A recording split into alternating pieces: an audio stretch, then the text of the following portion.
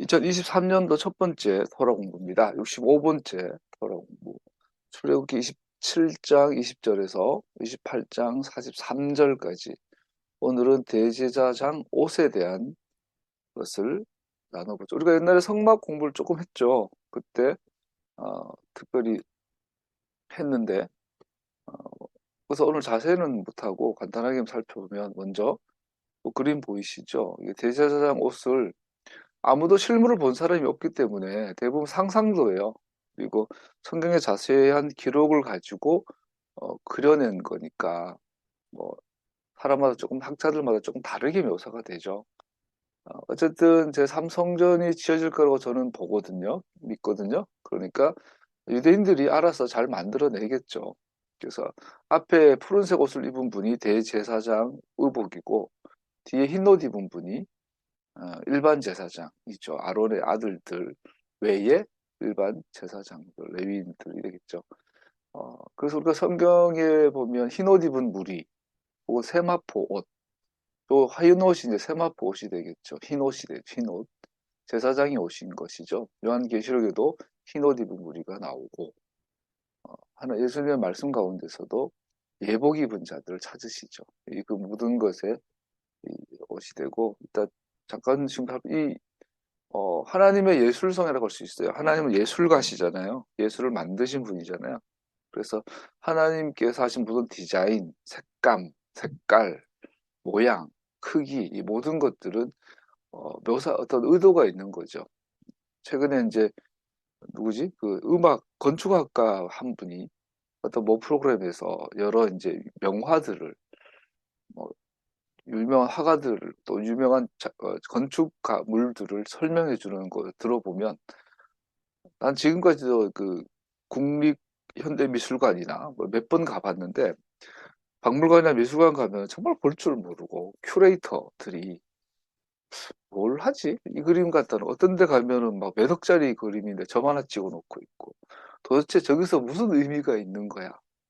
유일하게 제 기억상 미술관 가서 감동받았던 데가 제주도 이중섭 그 미술관 갔을 때, 애들 어릴 때 제주도 여행 갔다가 우연히 이중섭 그 생강가 뭐 있잖아요. 이중섭 그림 좀 모방된 거. 그때 이제 어떤 그림인지 잘 기억이 안 나는데, 그때 황소 그림이랑 이중섭의 몇 가지 그림하고, 또 그분 우리나라 현대 미술가 중에 한 분 그림을 볼 때 뭔가 느낌이 확 오는 뭔가가 있더라고요. 설명은 잘 못하겠는데, 그래서 이 유명한 화가들의 이 대표작들은 뭔가가 있구나.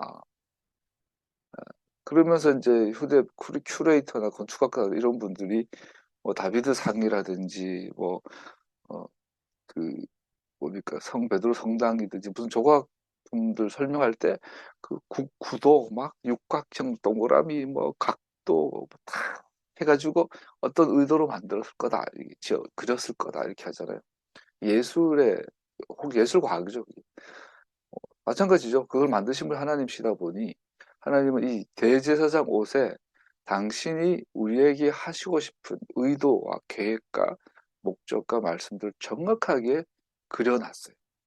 그래서 이것은 일종의 영적 큐레이터, 영적 건축가, 영적 화가로서 이 그림을 읽을 수 있어야 돼요.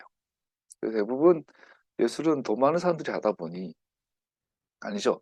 예술가들은 가능하지만 예술을 즐기는 사람들은 돈이 좀 있는 사람들, 여유가 있는 사람들이잖아요. 그러다 보니 대부분은 뭐 유명한 화가의 작품을 보고도 이게 무슨 뜻인지 몰라요, 그죠? 유명한 조각품을 봐도 그냥 뭐 잘 만들었네 이 정도지. 우리는 그 깊은 의미를 몰라요. 그 세계를 잘 몰라요. 화면 공유가 중지됐다고 나오네. 이 그림 여러분 안 보이겠군요. 혼자 어쨌든 넘어갑시다.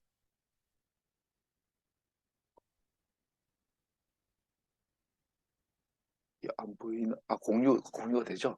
그래서 우리가 성경에서 특별히 대제사장의 옷, 또 우리가 지난주 나왔죠. 성막의 모양, 성막의 색깔, 성막의 크기, 이 모든 것들 속에 예술가로서 하나님께서 우리에게 보여주신 그림 혹은 건축을 통하여 주신 메시지가 있는.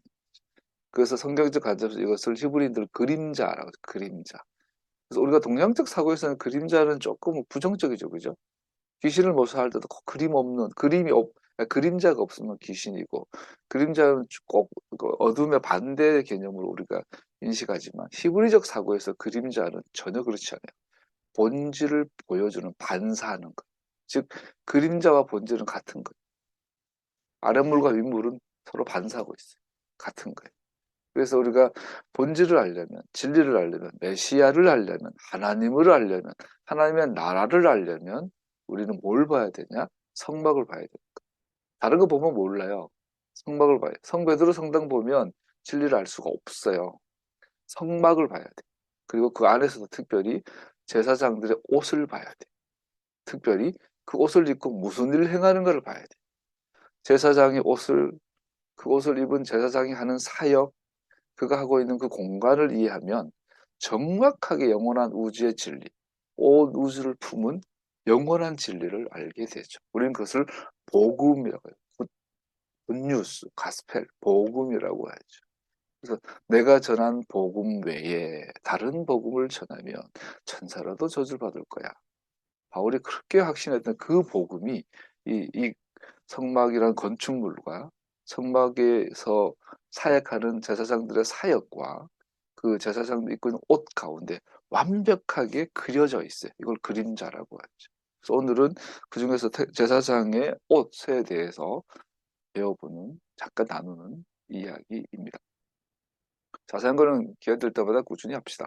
오늘 본문은 대부분 제사장의 예복에 대해 다루고 있습니다. 구체적으로 아론과 그의 아들들. 하나님께서는 세세하게 설명하면서 대제사장이 입은 예복을 대제사장의 중보 사역뿐 아니라 이 중보 사역이 이루어지는 방법을 설명하시는데 사용하고 계십니다. 주어진 자세한 설명들은 궁극적으로 멜기세덱 제사장부터 아론과 그의 아들들이 보여주는 유형의 구원을 이루시는 진정한 대제사장의 사역을 설명하고 정리하는 것을 분명하게 보여주고 있습니다. 간 본다 그러잖아요. 나쁜 의미지만 좋은 의미로 실체가 진짜가 오기 전에 작은 조짐들이 있죠. 그래서 예수님이라는 궁극적 실체, 궁극적 메시아, 대제사장이신 예수님을 소개하고 그분이 나타남을 준비하기 위해서 차근차근 역사 가운데 그분의 그림자들이 중첩돼서 우리가 이제 애니메이션을 보면 옛날 애니메이션은 그냥 단순히 만화잖아요. 만화. 한 장면 한 장면. 그냥 1차원적이잖아요. 그런데 오늘날 애니메이션은 막 3차원, 4차원 애니메이션 나오죠. 근데 그 기법이 여러 가지 중복을 하죠. 사람 한 사람이나 경치를 할 때도 최소한 4장, 5장을 겹쳐가지고 여기 나무 그림, 산 그림, 여기 사람 옷 그림, 사람 얼굴 그림, 이걸 4개를 이 4장의 필름을 합치면 정면에서 바라볼 때 입체감 있게 보이잖아요. 마찬가지로 예수님이라는 실체를 우리가 보기 위해서 멜기세덱이라는 초안이 필요하고 아론이라는 또 두 번째 장이 필요하고 또 여러 가지 제사장들의 장이 이런 그런데 겹쳐져서 전체적으로 보이는 완전한 실체가 예수님이라는 대제사장이다. 그러면 그 예수님이란 대제사장이 뭘 하는가? 한마디로 중보 사역이다. 중보 뭐랄까요?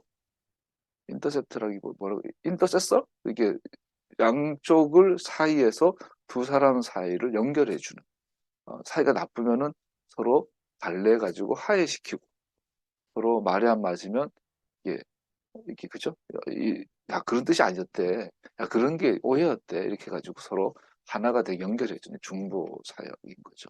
그래서 하나님과 사람 사이를 연결해 주시는 중보 사역이 대제사장의 주 사역이다. 그렇다면 이 중보 사역을 흉내를 낼 수 있는 사람들은 많이 있는데 이 중보 사역은 정해져 있다. 그 방법이, 그 유형이 정해져 있다. 픽스되어 있는 거예요. 영원 전부터 영원 후까지. 그래서 중보자가 와야 되고 그 하나님께 정하신 방법대로 중보 사역이 이루어졌을 때만 이루어지는 것을 성경에서 구원이라고 말하죠. 구원.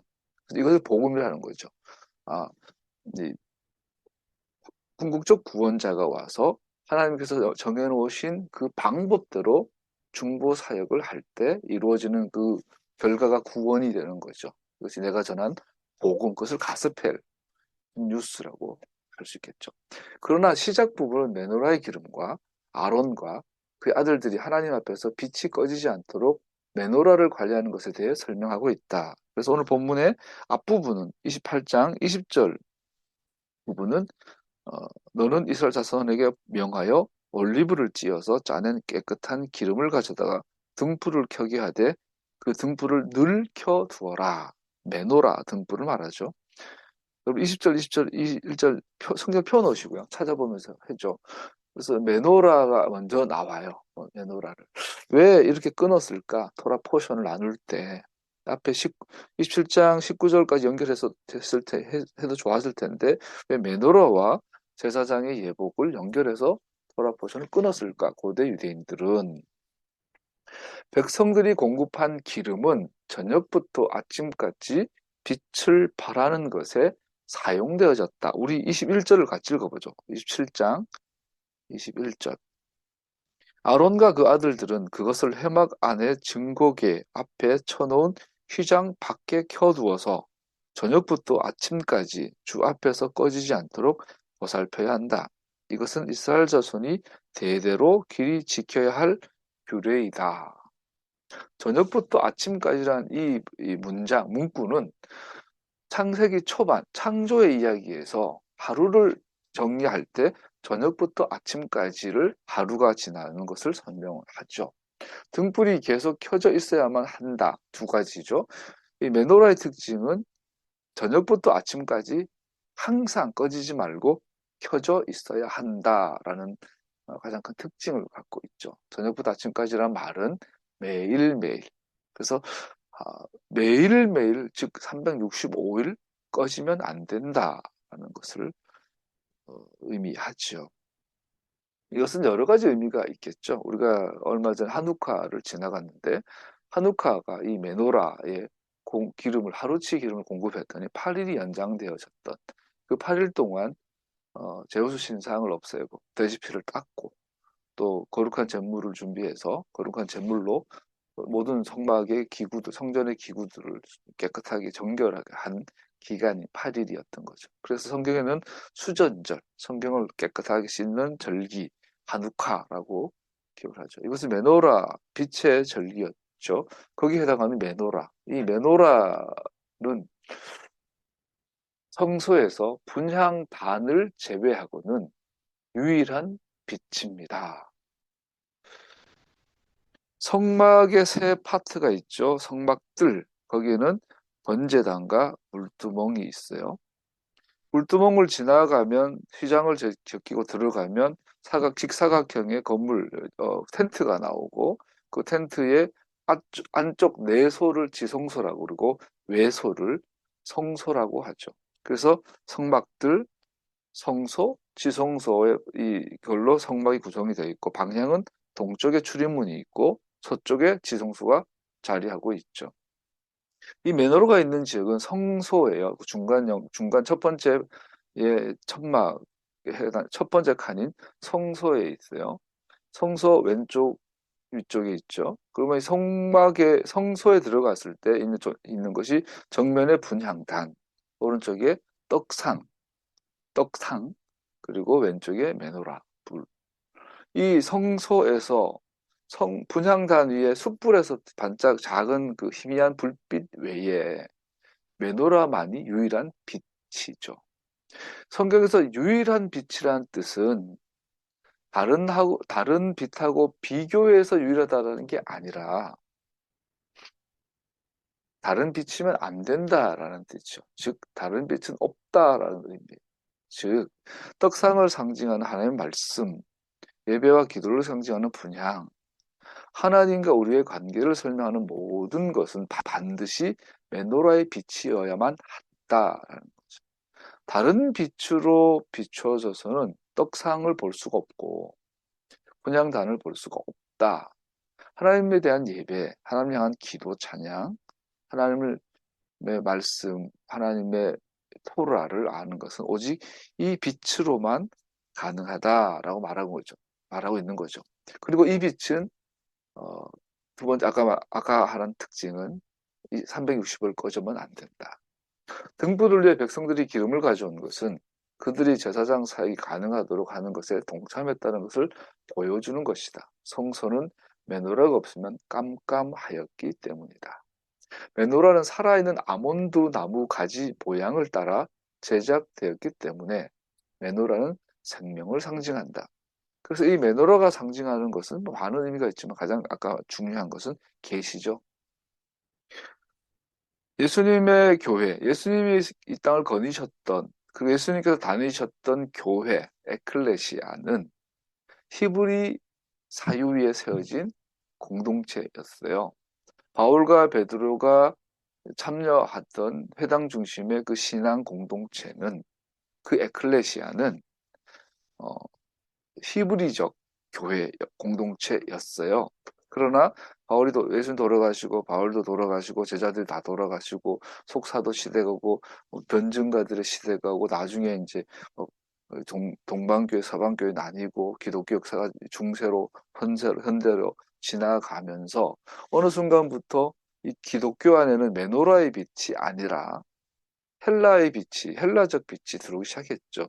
그리고 뭐 오늘날 신학적인 신플라톤주의를 많이 받고 만이교적인 요소들도 철학적 요소들도 많이 들어죠. 그래서 토라의 전승을 기승한 빛이 아니라 기독교 역사에도 다른 이방의 빛들이 많이 들어와서 오늘날 기독교는 원래의 그 하나님이 말씀하셨던 그 계시를 잃어버렸죠. 섞여버린 거죠. 첫 번째 메노라의 회복은 굉장히 중요하죠. 그래서 메시아닉 교회들은 앞에 십자가 걸지 않고 메노라를 걸어놓죠. 왜냐하면 메노라의 빛이 없으면 십자가 자체가 비춰지질 않아요. 십자가가 무엇인지를 알려면 메노라의 빛이 있어야 되는 거기 때문에 또 하나 메노라는 생명을 상징한다라고 하고 있어요. 왜냐하면 고대 근동에 있어서 빛은 곧 생명이었답니다. 반면에 어둠은 곧 죽음을 말합니다. 이것은 탄학과 같은 견해입니다. 그런데 제사장 사역은 정기적으로 제사장은 소나 양이나 비둘기를 살아있는 깨끗한 흠없고 점 없는 양을 잡아서 염소를 잡아서 그 피를 드리는 피의 제사, 속죄제 번제를 드리는 그걸 집전하는 역할이 가장 중요하기 때문에 제사장은 항상 죽음과 함께하죠. 살아있는 동물을 직접 죽여요. 여러분, 제사장의 역할이 뭐 고상해 보이지만 그냥 매매 울고 있는, 저는 어릴 때 동물 죽이는 걸 많이 봤어요. 시골이니까. 돼지 한 마리 죽이려면요. 우리 교회 장정들 10명이 달려들어도 못 죽여요. 이만한 해머로 돼지 머리를 10번 두드려도 애가 안 죽어요. 정통으로 때리지 않으면. 도살장 갔더니 한 방에 제 돼지를 죽이더라고요. 쇠망치를 가지고. 근데 동네 어른들 등치 아무리 좋아도 10방 때려도 애가 안 죽어요. 그게 제사장 역할이에요. 양과 염소 꽤 큽니다. 큰 양과 염소를 흠 없이 잡으려면 어마어마한 완력이 필요하고 어, 도살 스킬이 필요하죠. 완전 칼제비죠, 칼제비. 제사장은 언로 말하면 그 발골하는 어디입니까? 마장동 시장에서 칼질하는 그분들이라 보면 돼요. 살아있는 양과 소 같은 거를 흠 없이 고기의 살 결을 따라 힘줄을 비켜가면서 착 저면에서 일을 하는 게 받쳐야 되니까 제사장은 고상한 종교가 아니라 우리로 말하면 백정이죠. 완전 그리고 최고의 스킬을 가진 또 발골 기술자죠. 그래서 제사장은 곧 죽음이에요. 제사장. 그 하얀 아까 옷은 곧 빨간 옷이죠. 피옷이죠. 피옷. 그런데 재미있는 건 그렇게 죽음과 함께한 제사장 사역의 결과가 바로 구원이에요. 생명이에요. 죄인이 죽을 수밖에 없는, 또 양처럼 소처럼 도살당하여 죽어야 될 죄인이 생명이신 하나님과 교제할 수 있는, 만날 수 있는 것을 중재하는 역할인 거죠. 그래서 제사장의 중재, 그건 피의 중재 같죠. 죽음으로 생명을 중재하는 역할이 제사장이죠. 그런데 제사장 사역은 정기적으로 죽음, 희생제사를 포함하고 있지만 궁극적으로 이는 생명을 위한 것입니다. 그래서 메노라의 두 번째 의미는 생명, 계시, 두 번째 생명이라고 할 수 있겠죠. 이사야 53장 11절 같이 읽어봅시다. 고난을 당하고 난 뒤에 그는 생명의 빛을 보고 만족할 것이다. 나의 의로운 종이 자기의 지식으로 많은 사람을 의롭게 할 것이다. 그는 다른 사람들이 받아야 할 형벌을 자기가 짊어질 것이다. 어둠 속과 죽음의 그늘 아래 살아있는 사람들에게 빛을 비추게 하시고 우리의 발을 평화의 길로 인도하실 것이다. 이 평화의 발이 우리의 발이 평화의 발이 됐을 때 복음 전도자의 발이라고 하지요. 그래서 메노란 빛, 곧 생명을 의미합니다. 이런 전제를 가지고 우리는 대제사장이 예수님, 예수와에 대한 그림자인 것을 압니다. 이것은 사도들의 성서, 특별히 히브리서에 명확합니다. 고대 이스라엘인들 중 얼마나 많은 사람들이 대제사장은 메시아와 그의 사역에 대한 그림자인 줄 알았는지는 불분명하지만 아마도 우리가 생각하는 것보다 더 많은 사람들이 대제사장의 화려하게 장식된 예복과 제사장 규정들을 통해 그가 메시아께서 이루시는 최종적인 구속에 대한 그림으로 서 있는 것을 알았을 것입니다. 기독교에서 이 빨간 글씨 부분을 완전히 놓치고 있죠. 2000년 동안. 우리는 그림자를 보면 실체를 알 수 있어요. 그죠? 길을 가다가 만약에 내 아들 에녹이가 지나가는데 그림자만 봐도 알아보죠, 부모는.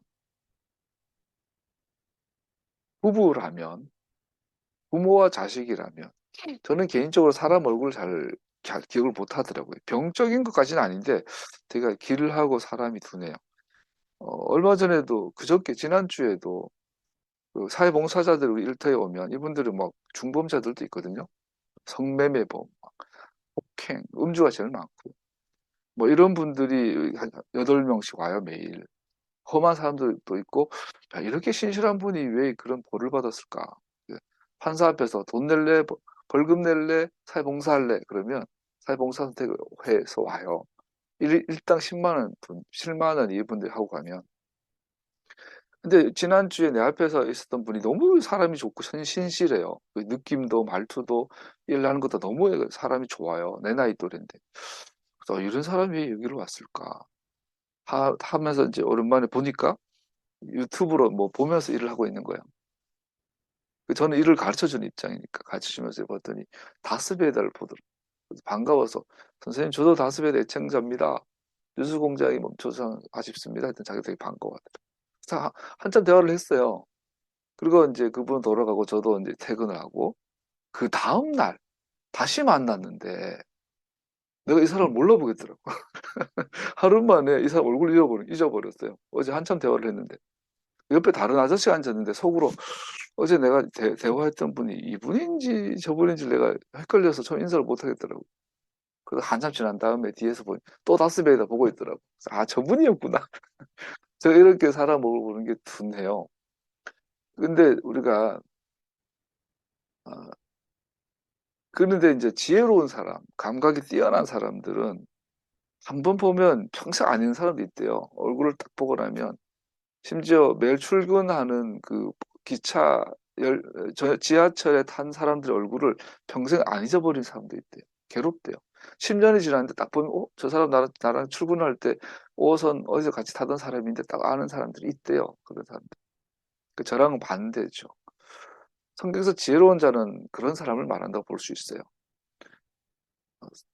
대제사장을 보는데 예수님을 보는 자들이 있어요. 대제사장이 하는 행위, 입은 옷, 성막의 구조를 보면서 메시아를 보는 사람이 있었어요. 대표적인 인물이 바로 아브라함이에요. 아브라함은 십자가를 목격하지는 않았는데 아브라함에게 나타나신 하나님의 그 약속 안에서 그는 메시아를 본 거죠. 다윗도 마찬가지예요. 내가 내 앞에 계신 내 주님을 보니 그죠? 본 거예요.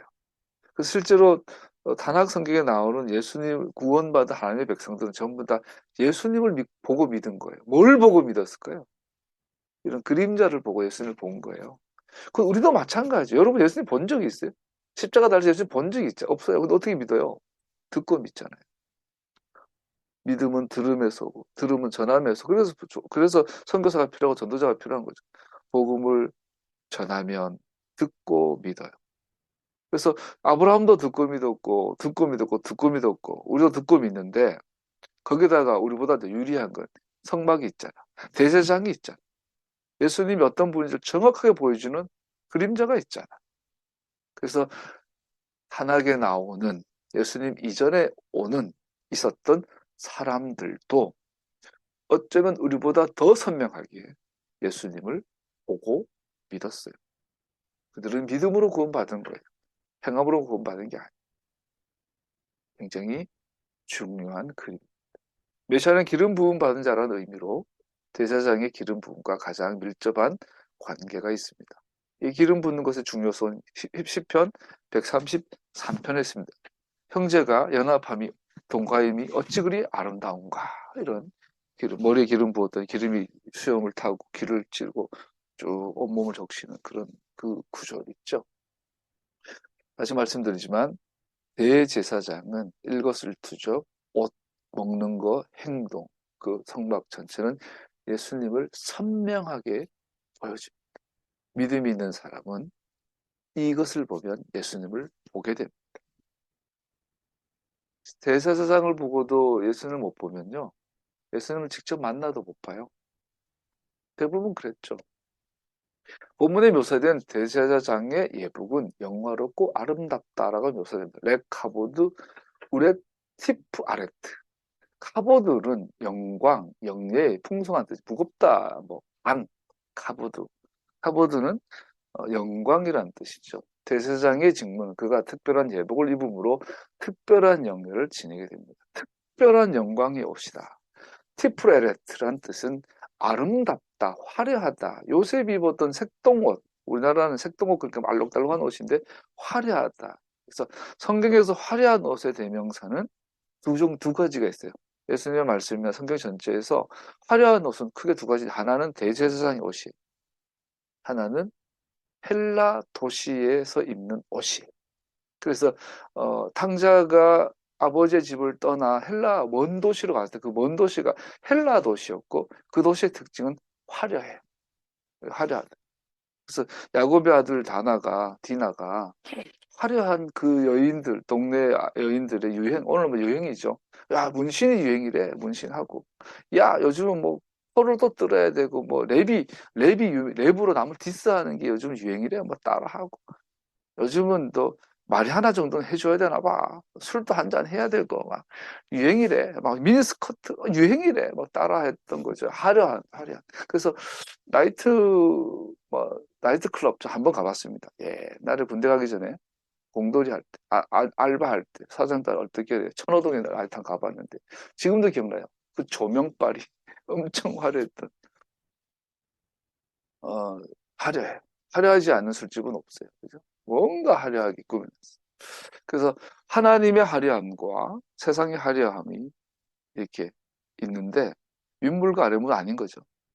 세상의 화려함은 하나님의 화려함을 반사해야 되는데, 하나님의 화려함을 반사하지 못하는 세상의 화려함을 성경에는 헬라 도시다, 먼 도시다, 탕자다, 타락했다 이렇게 표현하는 거죠.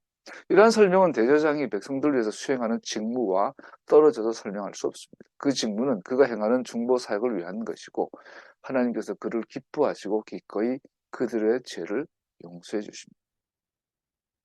죄인은 하나님을 만날 수 없다. 죄인은 하나님을 만나면 죽는다. 영원히 죽는다. 끝이다. 그래서 사람은 죄인이다. 그래서 사람은 하나님을 만나려면 반드시 중간에 특별한 과정이 있어야 된다. 이 과정을 하는 사역을 중보 사역이라고 한다. 중보 사역에는 화려하고 영광스럽지만 현실은 피냄새, 그 비린내, 피비린내, 역겨운 그 피비린내, 내장 썩어가는 냄새. 소를 잡고 양을 잡아서 그거를 발골해서 점여서 그거를 태워서 살 타는 냄새가 좋을 리가 없잖아요. 피 타고 살을 태우는 게 번제단이잖아요. 그런 죽음과 생명, 죽음을 대속이죠. 누군가의 희생을 통해서 피 흘림을 통해서 누군가가 사는 이 중보 사역을 통해서 사람은 하나님 앞에 나아갈 수 있다. 이것을 하는 사람들을 대제사장이라고 한다. 그런데 이 대제사장은 그림자다. 실체는 예수님이다.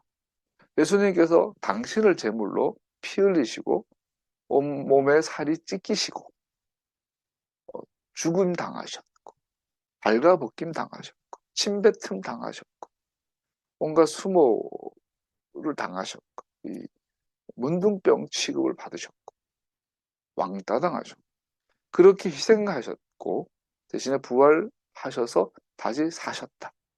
이것을 보여주는 것이 대제사장의 사역이죠. 그래서 그 예수님을 메시아로, 나의 하나님으로, 나의 아도나이로, 나의 구주로 영접하는 자, 그에게는 영생을 주신다. 생명을 주신다. 주 예수를 믿으라. 그리하면 너와 내 집이 구원을 얻으리라. 이것이 중보 사역이고 구원 사역인 거죠. 그래서 보여주는 것이 대제사장 사역이다. 합니다. 또한 세 번에 걸쳐 대제사장이 나를 위한 카하노리 제사장으로서 기능한다는 언급한 것을 주목해 보아야 합니다.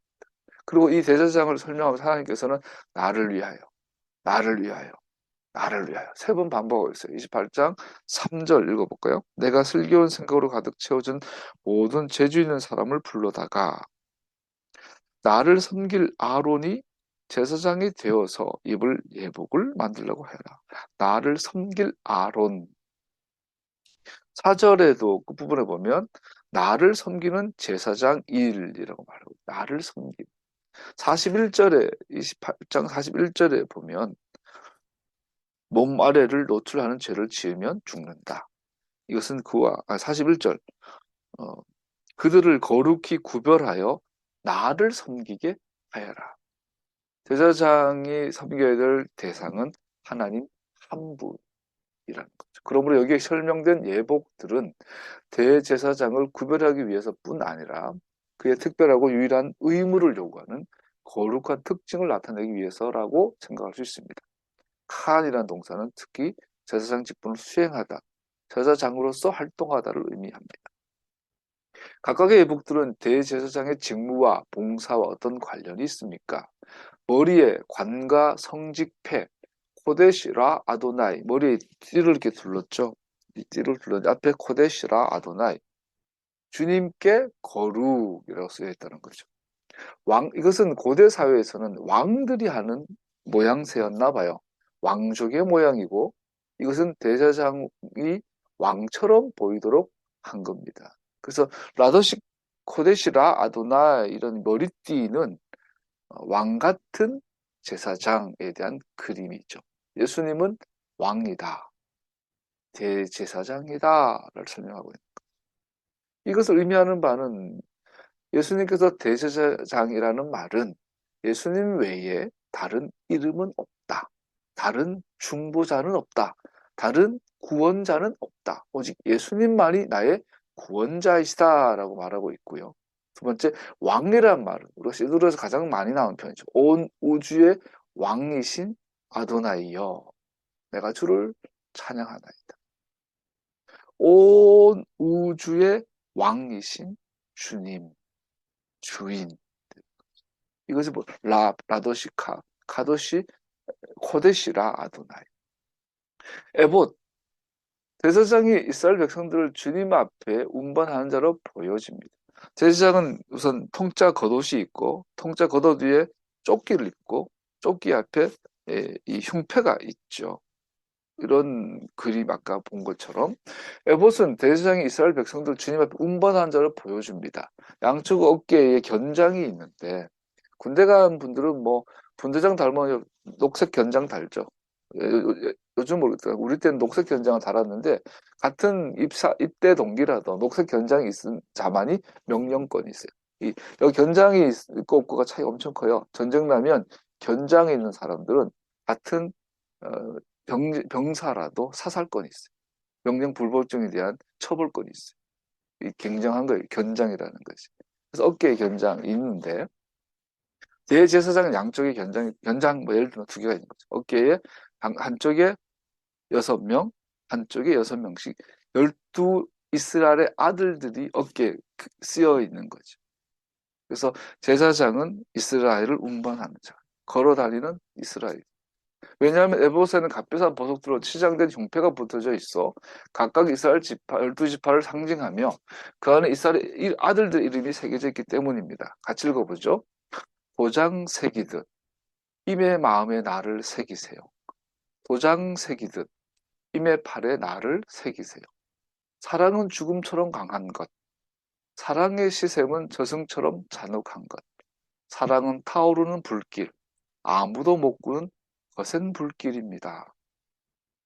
하나님의 말씀을 녹음하라 그러지 않고 기록하라 했어요. 기록하는 것은 수정 불가, 즉 한번 불이 붙으면 끌 수 없는 불, 영원히. 이게 기록한다는 거거든요. 더 강한 표현이 도장을 새긴다는 거예요. 새긴다. 토라를 마음에 새긴다. 이게 새 언약이죠. 새 언약. 그래서 그것을 상징하는 것이 이 대제사장의 옷이죠. 에포드는 밀접하게 맞추다, 외투에 단단하게 부착하다, 졸라매다라는 동사 아파드에서 유래했습니다. 역시 이스라엘 12지파의 이름이 새겨진 두 어깨의 보석들도 이 에봇에 부착되어 있습니다. 그러므로 이스라엘은 대제사장의 두 어깨, 능력과 힘, 그리고 그의 가슴, 왕의 계약에 의해 존재합니다. 그래서 하나님의 나라의 특징 두 가지, 즉 이스라엘의 특징 두 가지는 하나님의 능력과 하나님의 힘을 보여주는, 또 동시에 하나님과의 계약 관계를 보여주는 것이 이스라엘이다. 그래서 바울이 네가 유대인이냐? 저 광야의 사막에 떠돌아다니는 발레 밟히는 저 돌들로도 나는 이스라엘 아브라함의 자녀들을 만들 수 있어. 참 유대인이냐 너는? 참 유대인은 예수님의 제자들을 말하죠. 그것을 참 이스라엘이라고 말하죠. 그 이스라엘 두 가지 특징은 하나님과 계약 관계. 구체적으로 아브라함과의 계약, 모세와의 계약이 있겠죠. 아브라함 계약과 모세의 계약의 당사자가 되는 것이 구원받았다, 하나님의 자녀가 되었다라고 말하는 것. 동시에 하나님의 능력을 보여주는 것이 이스라엘이죠. 온 우주의 주인이신 것을 증거하는 것이 이스라엘이 되겠죠. 마찬가지 우림과 둠비는 흉패 안에 포함되어 있습니다. 겉옷 안에 조끼가 있고 조끼 안에 이것은 우림과 둠비는 아무도 목격자가 없고 기록도 없어요. 이것은 뭐 돌 두 개다, 흰 돌과 검은 돌에 집어넣었다가 뺐더니 색깔이 바뀌고 여러 설들이 있어요. 뭐 모르는데 어쨌든 우림과 둠밈이라는 두 가지의 이 판결 흉패 안에 숨겨져 있다가 이것을 기도할 때 이것을 통해서 하나님의 뜻을 분별했다고 해요. 오늘날에는 도저히 상상할 수 없는, 또 재현할 수 없는 모양이에요. 그냥 그런 게 있었다. 어, 결론은 가났죠. 우리의 삶의 모든 부분에서 우리 하나님의 뜻을 구해야 한다.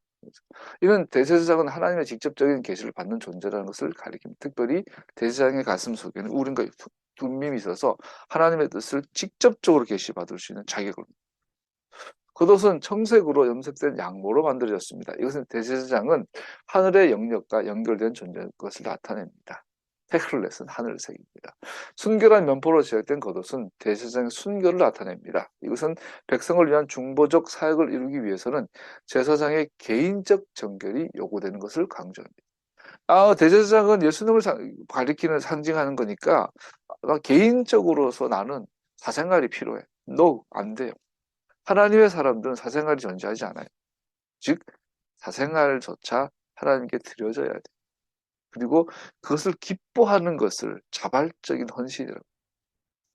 내 사생활은 하나님께 못 드려요. 내가 목사라는 공적인 직임으로서는 하나님께 헌신하겠지만 나 개인적으로는 술도 묻고 막 연애도 하고 막 난 투기도 하고 할 거예요. 그게 안 된다라는 거죠.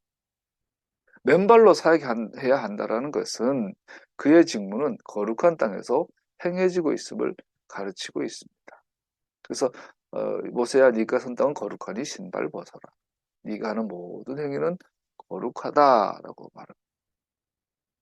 물론 성막이라는 요 특정 구역 안에서 말하고 있는 겁니다. 근데 나중에 성막이 무너지고 성전이 무너지고 나니까 바리새인들이 이 거룩의 이러한 정신과 기준을 일반 이스라엘 유대인들의 개인의 삶에까지 집어넣죠. 그래서 맨발이라는 것을 우리 물로 포도주 만든 사건을 보고 문 앞에 물동이 있잖아요. 발 씻고 손 씻는 거. 그래서 평소에도 너 집에서 손 씻어야 돼. 그러니까 시도르한테 손 씻는 역할 많잖아요. 그래서 제사장적인 거룩의 수준을 일반 유대인들의 삶으로 가져온 것이 바리새인들의 공이기도 하고 또 족쇄가 되기도 하고 했죠. 제사장 직무의 신성한 특징은 하나님 앞에서 뭐 코람데오, 옛날에 언제 고등학교 입학할 때 그 복도에 누가 코람데오 써놨더라고요. 하나님 앞에서. 그래서 기특하다. 하나님 앞에서의 이 의미의 오리지널이 대제사장 사역을 배경으로 하고 있는 거예요. 하나님 앞에서. 그러면서 사도 바울이 네 몸이 거룩한 성전이다. 네가 성령이 네 몸에 안에 거하지 않냐. 즉 우리가 살아가는 24시간, 우리의 365일이 지성소 앞에 선 대제사장의 거룩함처럼 하나님 앞에서의 삶이어야 한다. 그래서 여기서 정교 분리는 당연히 그렇게 해야죠. 세상은 정교가 분리돼야죠. 절대로 종교가 정치를 간섭하고 끌고 가면 안 되죠. 특별히 무속이.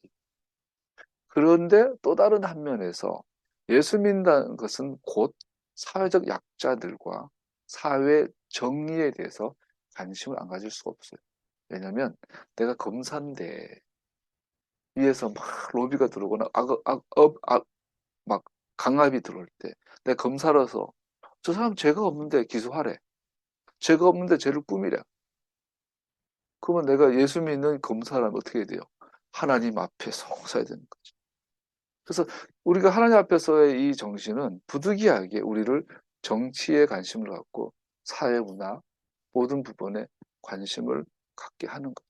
그래서 대제사장 안에서 오직 그의 안에서 백성들은 가장 높으신 분께로 가까이 나아갈 수 있습니다. 대제사장 안에서만 사람은 하나님을 만날 수 있습니다. 불교 안에는 구원이 없어요. 이슬람 안에, 힌두교 안에 구원이 없어요.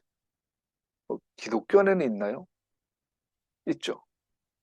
대제사장 안에서만 있어요. 대제사장 안에서. 그래서 기독교라는 대제사장 사역과 기독교 사역 일치하지 않잖아요. 그죠? 이건 뭐 미묘하니까 또 이것을 바울은 메시아 안에서라고 표현하는 것을 기억하십시오. 이것을 예수 안에서 우리 구원받았다라고 표현하는 거죠. 이것을 대제사장 안에서. 이는 분명히 하늘의 대제사장으로서의 예수와에 대한 그림입니다. 그는 왕이시고 제사장이십니다. 그는 아버지로부터 오셨습니다. 그는 사람입니다. 하지만 아버지와 하나이십니다. 영원하시고 시작이 없으십니다. 그러므로 그는 죄가 없으시지만 동시에 우리의 죄를 짊어지셨습니다. 그분 홀로 우리를 아버지께로 인도하십니다. 오직 그분 안에서 우리는 하나님의 자비하심으로 나아갈 수 있습니다. 그는 아버지의 직접적인 계시이시며 그 안에서 모든 것이 확고해지고 성취됩니다. 같이 읽어보죠. 하나님의 모든 약속은 그리스도 안에서 이해가 됩니다. 그러므로 그리스도로 말미암아 우리는 아멘 하면서 하나님께 영광을 돌리는 것입니다. 그의 대제사장적 사역 없이는 속죄함도 없으며 죄의 용서함도 없습니다. 어제 유튜브 돌아다니다가 제가 회개해야 되는데 유튜브를 너무 좋아해요. 말씀 공부해야지 하다가 유튜브 틀어본 쇼츠 한번 보다 보면 계속 막 어제 유튜브 봤더니 아일랜드라는 새로운 뭐 드라마인지 그 김남길 씨가 나오는 소개 영상이 1, 20분짜리가 있더라고요.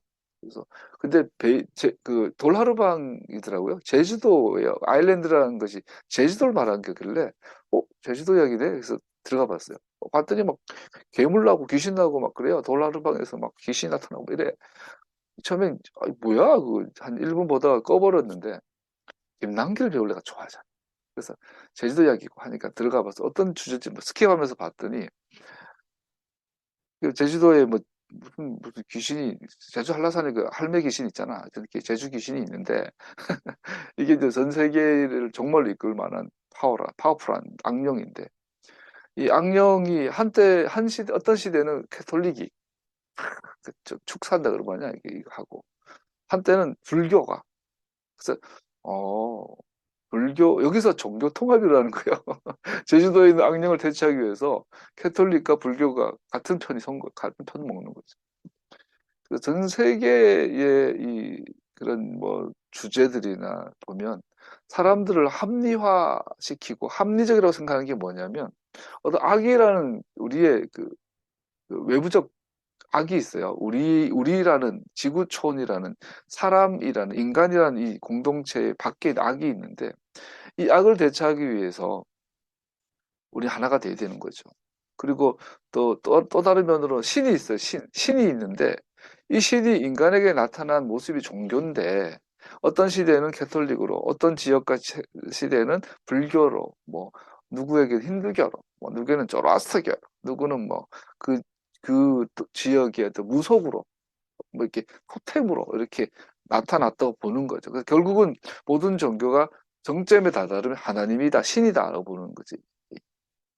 아신교죠. 만신전이죠. 그래서 뭐 만신전. 일본의 극우 일제의 일본 제국의 신은 신토죠. 일왕이죠. 일왕, 천왕. 그래서 서양의 종교인 기독교의 하나님 메시 예수도 일본의 천황 밑에 들어가는 거예요. 이게 일본의 신토 사상이죠.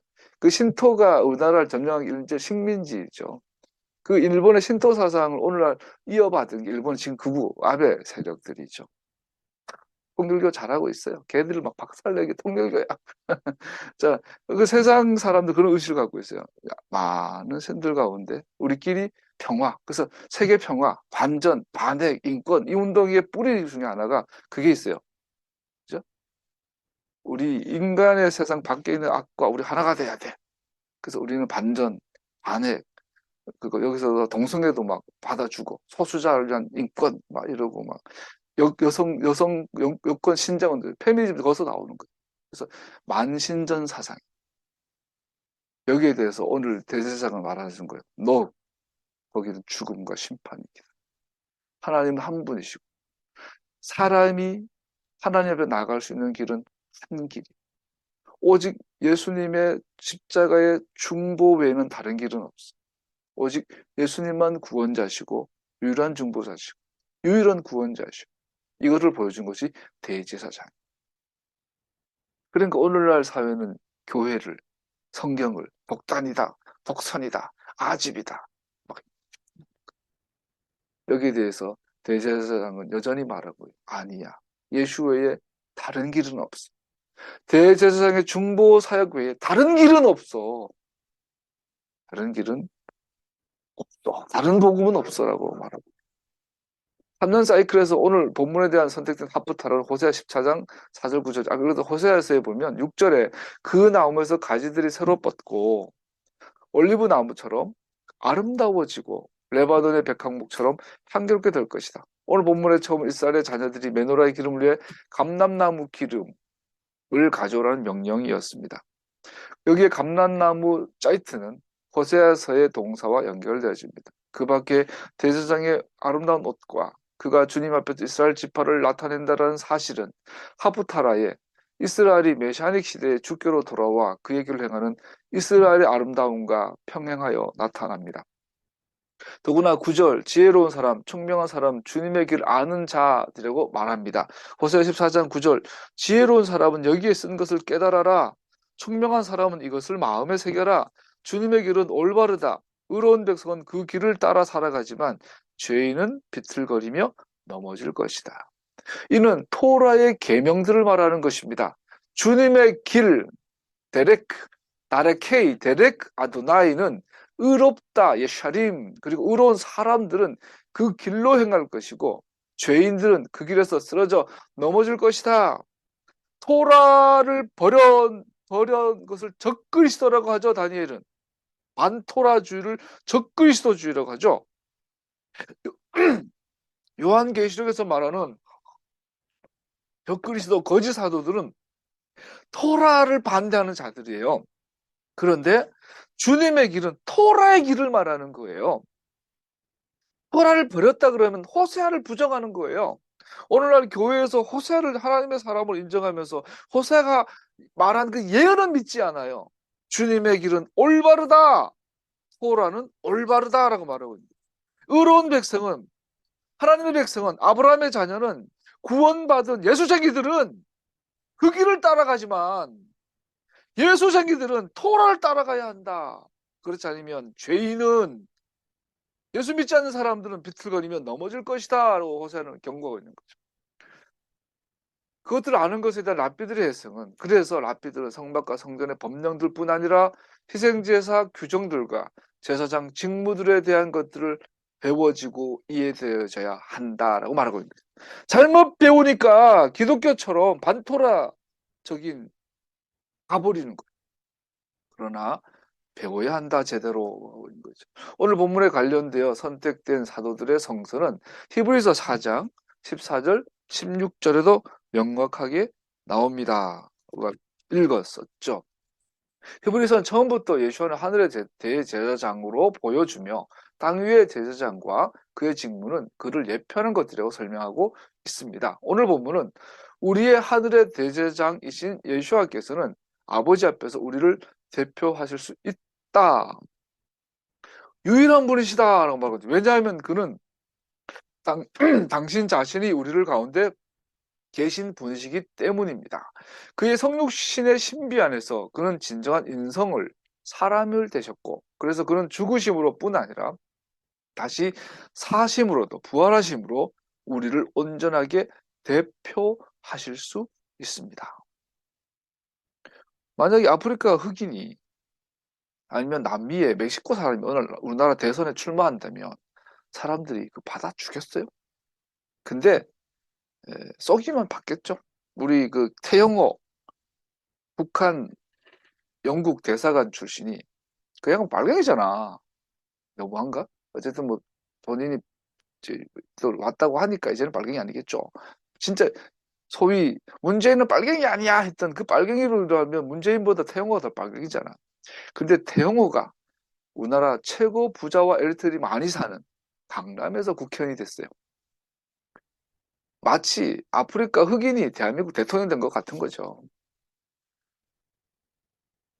그래서 대표가 된다는 것은 자격이 있어야 되는데 예수님은 충분하시다. 그는 사람이지만 하나님이시기에 성육신하신 하나님이시기에 하나님을 대표할 수도 있고 우리 인간을 대표할 수도 있다.